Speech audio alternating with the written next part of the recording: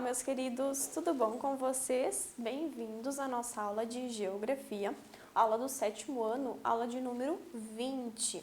Eu sou a professora Flaviane e não deixem de ter em mãos os materiais para vocês irem anotando ao longo da nossa aula. Isso vai ajudá-los a responder às atividades mais tarde.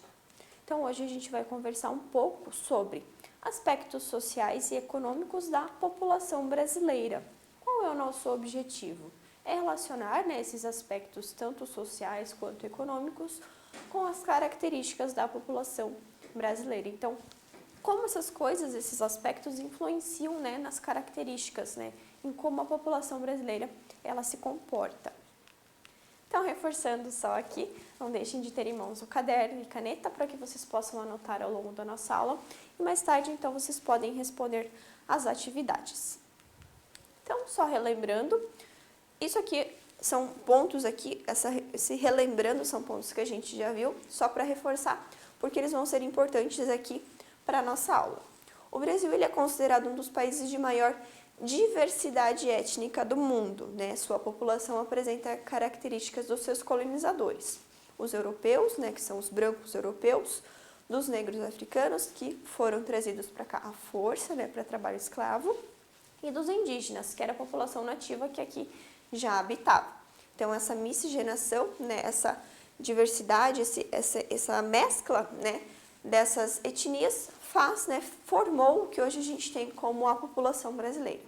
A construção da identidade brasileira levou séculos para se formar, sendo fruto dessa miscigenação, dessa interação dessas diferentes etnias e entre os povos também que aqui vivem. O Brasil ele é um país populoso. De acordo com dados do IBGE, a população total do país ali é de aproximadamente 211 milhões de habitantes ali no ano de 2020. Por que aproximadamente? Porque o último censo que a gente teve foi no ano de 2010 e no ano de 2020 nós teríamos um outro censo, mas devido às condições sanitárias do país, a pandemia, esse censo foi adiado. Então, é uma estatística, Então, por isso que é aproximadamente esse número aqui da população, 211 milhões de habitantes. Apesar de ser populoso, o Brasil ele é um país pouco povoado. Por quê? Porque a densidade demográfica, que é a população relativa, é de apenas 25 habitantes por quilômetro quadrado. Então, a população absoluta é a população total. Então, isso faz com que o Brasil seja um país bastante populoso. Então, a população total, a população absoluta, ela é alta. Porém, a distribuição dessa população ao longo do país, ela se dá de forma desigual. Nós já vimos que a população ela está concentrada na faixa litorânea aqui do Brasil. Então, a gente pega a população absoluta, ali, que é a população total do Brasil, se divide pelo território, pela extensão territorial, e a gente chega no número de 25 habitantes por quilômetro quadrado. Então, ele é um país pouco povoado. Ele tem uma densidade demográfica baixa. Agora a gente entra nesses aspectos sociais e econômicos. Então, nós vimos ali essa questão da colonização, ali dessa diversidade e a questão dessa distribuição da população para que a gente possa entender agora esses aspectos sociais e econômicos. Alguns aspectos sociais do Brasil, eles acabam deixando realmente a desejar. Por quê? Porque o país ele ainda sofre com uma taxa de crescimento urbano sem planejamento, Isso faz com que as pessoas elas não tenham acesso a, por exemplo, questões sanitárias básicas, ali saneamento básico, água, esgoto, Não tenham acesso muitas vezes ali a questões de infraestrutura, não passa ali por aquele local um ônibus, que possa levá-las a outros locais ali. Isso é uma questão de infraestrutura. Então, o crescimento urbano sem planejamento leva a essa falta de infraestrutura. Taxas de analfabetismo que ainda são presentes, nós já melhoramos muito em relação ao que éramos, Essa universalização do ensino ali já melhorou bastante, mas ainda existe essa taxa de analfabetismo. A partir do momento que você não sabe ler ou escrever, você tem essa taxa de analfabetismo, a pessoa ela está impossibilitada de exercer certas funções. É mais difícil para ela pegar um ônibus, por exemplo. Em grandes cidades, vem um ônibus, está escrito ali em cima, como a gente tem aqui, para onde aquele ônibus vai. Se a pessoa não sabe ler, como ela vai pegar aquele ônibus? Como ela vai se direcionar, se localizar dentro do espaço urbano ali? Então, taxas de analfabetismo dificultam esse acesso, né, das pessoas também a muitas coisas e a melhores condições de vida. A desigualdade social, que é essa distribuição de renda pelo país, acesso à saúde, distribuição de renda, a segurança, entre outros fatores. A pobreza, né? Então, só quero conceituar aqui para vocês que desigualdade social e pobreza, eles estão associados. O problema do país não é a desigualdade social, o problema do país é a pobreza, porque a desigualdade social, né, você melhorando o acesso à educação, melhorando o acesso à saúde, as pessoas elas vão conseguindo melhores condições de vida. A partir do momento que elas saem da pobreza, a fome é o principal problema. A pessoa não ter o que comer, a pessoa realmente passar fome, isso faz com que ela não tenha, ela não vai se desenvolver, né? Questões cognitivas das pessoas, elas vão ser alteradas. A pessoa ela pode morrer, a fome mata. Então, a pobreza é o principal problema, e não a desigualdade social. Se nós pegássemos, por exemplo, hoje, toda a renda, né, do povo brasileiro, a gente juntasse, pegasse toda a renda e distribuísse de forma igual para cada pessoa no Brasil. Amanhã tem pessoas que elas vão estar ganhando mais que outras já, porque tem pessoas que elas têm uma facilidade, né, de desenvolver, né, comércio, de desenvolver essa questão de saber fazer o dinheiro render. Então, o problema não é a distribuição de renda, o problema é a pobreza, são as pessoas passando fome. Nós precisamos tirar as pessoas da linha da pobreza. A gente precisa fazer com que as pessoas elas comam, elas possam crescer, elas tenham acesso à saúde, à comida, à educação. Esse é o principal problema. Então, vamos retornar aqui. A pobreza. O conceito de pobreza ele é amplo e ele está diretamente relacionado, né, à ausência de bens e serviços básicos de uma população. Então, pobreza é isso, a pessoa ela não consegue ter acesso a bens e serviços básicos. O que seria, né? O termo pobreza indica o quê? Uma carência, né, da pessoa se alimentar, uma carência financeira ou ainda outro elemento básico que possa impactar diretamente a qualidade de vida e até mesmo a sobrevivência de uma pessoa. Então, uma pessoa que ela não tem trabalho, ela não vai conseguir comer, ela não vai conseguir ter acesso a questões de saúde, a questões educacionais. É uma pessoa que ela está impossibilitada, uma pessoa pobre, ela está impossibilitada de conseguir melhores condições, de conseguir sobreviver, na verdade. O ano de 2018 foram contabilizadas cerca de 13 milhões de brasileiros em situação de extrema pobreza. Essas pessoas elas viviam com menos de $1,90 por dia. O dólar está aí perto de R$5, uns R$4 e pouquinho. Então, uma pessoa que vive com R$4 por dia. Então, uma pessoa que está em extrema pobreza. Os locais mais pobres do Brasil estão localizados nas regiões Norte e Nordeste. O governo federal ele trabalha para tentar reduzir, né, esses índices de família vivendo abaixo da linha de pobreza. E para isso se utiliza de alguns programas sociais para auxiliar na renda familiar. Então, essas pessoas elas precisam sim desses auxílios. São pessoas que vivem assim, ó, no lixo, elas não têm moradia, elas não conseguem ter acesso a uma casa decente, elas não conseguem comprar, porque elas não têm dinheiro, né? Elas são pobres, realmente pobres, elas não têm o que a gente viu ali? Acesso, elas têm a ausência de bens e serviços básicos que uma população ela tem que ter para ela não estar na pobreza. Então, aqui a gente tem um gráfico que mostra, ó, proporção de pessoas em condições de extrema pobreza no Brasil. Então, aqui os estados do Norte e Nordeste, infelizmente, são os que apresentam maiores índices, né, dessas pessoas vivendo na faixa da extrema pobreza. E aqui, esses outros aqui são os que menos têm. Aqui, Santa Catarina é o que menos tem. É o último estado nessa faixa aqui, ó. Linha de extrema pobreza, essa linha aqui em amarelo, e a linha pessoas em situação de pobreza, Brasil aqui na linha de pobreza é essa outra linha aqui. Então, em Santa Catarina a gente tem uma percentagem bem baixa, ó. E já nos outros estados ali, a gente tem pessoas que passam, né, dessa linha da pobreza ali. O IDH. O IDH é o Índice de Desenvolvimento Humano, né? O IDH brasileiro também está ampliando a cada ano. O IDH ele vem melhorando. Como que a gente melhora o IDH?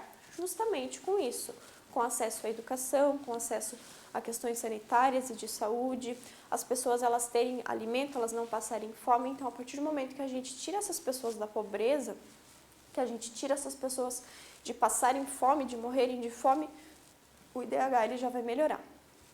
Então, o IDH do Brasil, nos últimos anos aqui, ele tem se mantido estável, mas do que era, porque nós somos agora, ele evoluiu bastante, né? Então, aqui no ano de 1990, a gente estava com o IDH super baixo. Então, quanto mais próximo de 1, o IDH, melhor. Ao estabelecer essa média em âmbito nacional, ocorre a homogeneização dos aspectos sociais de toda a população, desconsiderando, né, as disparidades socioeconômicas no território brasileiro. Então, a partir do momento que a gente coloca todo mundo num bolo só, a gente desconsidera essas disparidades econômicas, como a gente viu ali aquela disparidade da questão da pobreza.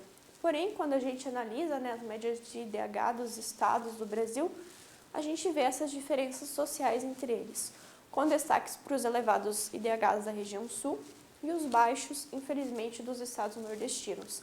Então, quando a gente faz uma média nacional, a gente acaba desconsiderando essa questão da regionalização. Então, por regiões no Brasil, a gente tem essas disparidades, aí, essas diferenças, né, desses números. Mortalidade versus expectativa de vida. A taxa de mortalidade infantil é um outro índice social que tem apresentado melhorias.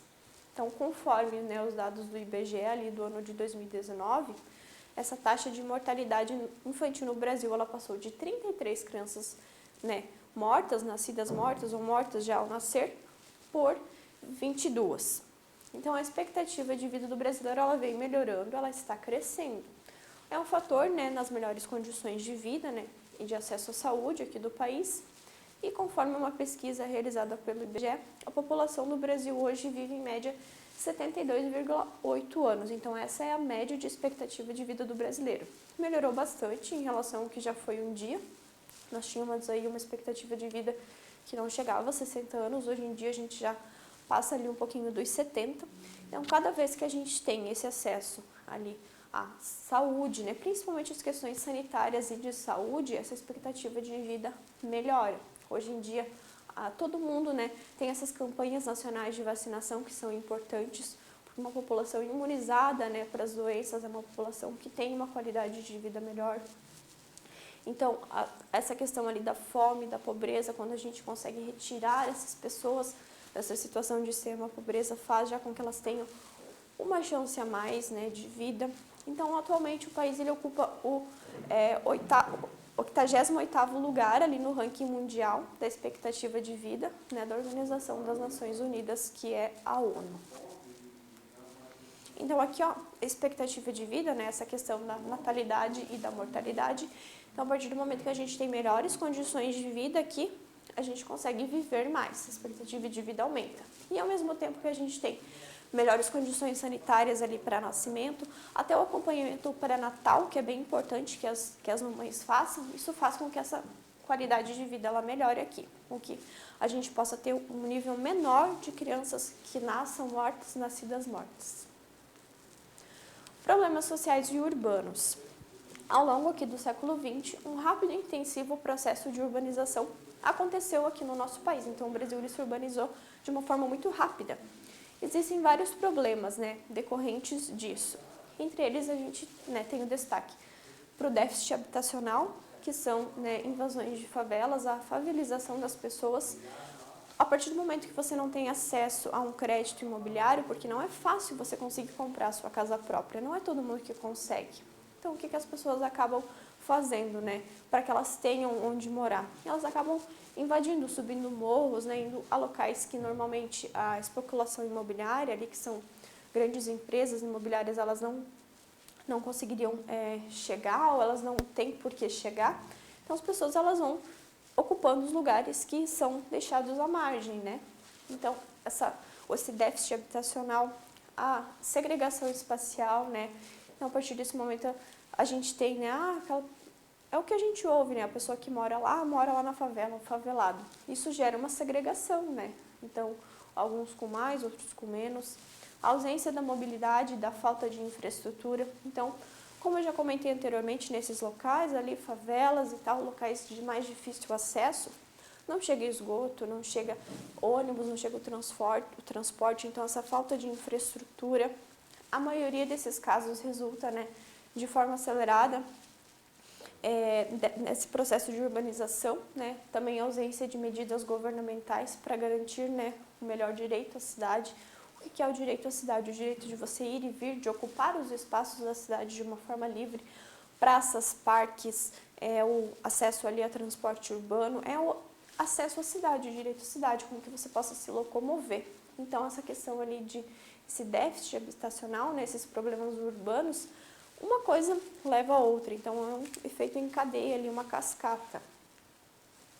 Então, aqui, ó, essa falta, ó, de acesso, ó, gera isso aqui, ó, essa favelização, esses problemas urbanos aqui, então é isso que gera, né, essa falta de planejamento. Mas aí vem outro problema, como que a gente vai fazer isso? O que a gente pode fazer para dar um acesso a essas pessoas? Não são questões simples, né? Então, os nossos governantes, eles deveriam estar aí para auxiliar, para estar atentos a essas questões. Aí a gente entra na desigualdade social. Faz parte das relações sociais, né, de forma desigual, seja por questões econômicas, gênero, cor, crença, né, um grupo social. Essa forma de desigualdade prejudica e limita o status social dessas pessoas. Além do seu acesso a questões básicas, né, como educação, saúde, propriedade, trabalho, moradia, boas condições de transporte, locomoção, entre outros, mas, né, acesso principalmente a oportunidades. Então, a desigualdade social, ela existe, claro que ela existe. Como eu comentei, ela não é o principal problema. Eu acredito que não seja o principal problema. Para mim, é a fome, realmente. Pessoas que têm fome, elas morrem, elas não vão ter acesso, elas não vão conseguir. A desigualdade social a gente consegue ir combatendo ao longo do tempo, né, melhorando condições ali. Então, ela existe sim, mas eu acredito que o principal problema ainda seja a fome, a pobreza. Esse é o principal problema. Em 2019, a parcela de 10% de pessoas com menores rendimentos domiciliares percebia uma parcela de 0,8% total de rendimentos. Metade da população brasileira correspondia a 15,6% dos rendimentos, cabendo aos outros 10% com maiores rendimentos 49% de todo o rendimento recebido pelas pessoas em 2019. Então, aqui, ó, metade da população recebia, 10% da população recebia 42% de todo o rendimento. E os outros % ficavam com o resto ali, os outros 15%. Então, tem uma grande parcela da população ganhando mais. Então, essa é a questão ali, né, que se coloca da desigualdade social. São poucas pessoas ganhando muito e muitas pessoas ganhando pouco. E como que a gente combate isso? Com mais acesso, né, gente? Com mais acesso, mais universalização de estudos, com mais... com que a gente faça também com que esses grandes, que no caso são os que têm mais, eles possam abrir mais empresas, gerar mais empregos. Isso faz com que as pessoas saiam daquela questão da pobreza. Então, aqui, essa foto, ela ilustra bastante, ela é sempre usada nessa questão da desigualdade. Então, aqui, ó, aqui é a divisão, aqui é uma favela e aqui é um bairro de luxo. Aqui é um Morumbi e aqui é uma favela. Então, só para ver, né, essa questão da desigualdade, ela é bastante ilustrada com essa fotografia aqui. Então, é isso, gente. Não deixem de fazer suas atividades, não deixem de revisar aqui as aulas. Se vocês ficaram interessados, ficaram curiosos, pesquisem. Não deixem de pesquisar, não se limitem ao que a gente conversa aqui sobre as aulas. Pesquisem por vocês mesmos, vão atrás de outras fontes. Estudem em casa também, vão buscar outras fontes, outras coisas, para que vocês possam cada vez mais ter argumentos para entender como que isso aqui acontece. Tá? Não se deixem levar só por uma coisa ou outra, não se limitem ao que a gente aprende aqui. Busquem outras informações também. Então, não deixem de fazer as suas atividades e nós nos vemos na nossa próxima aula. Tchau, tchau!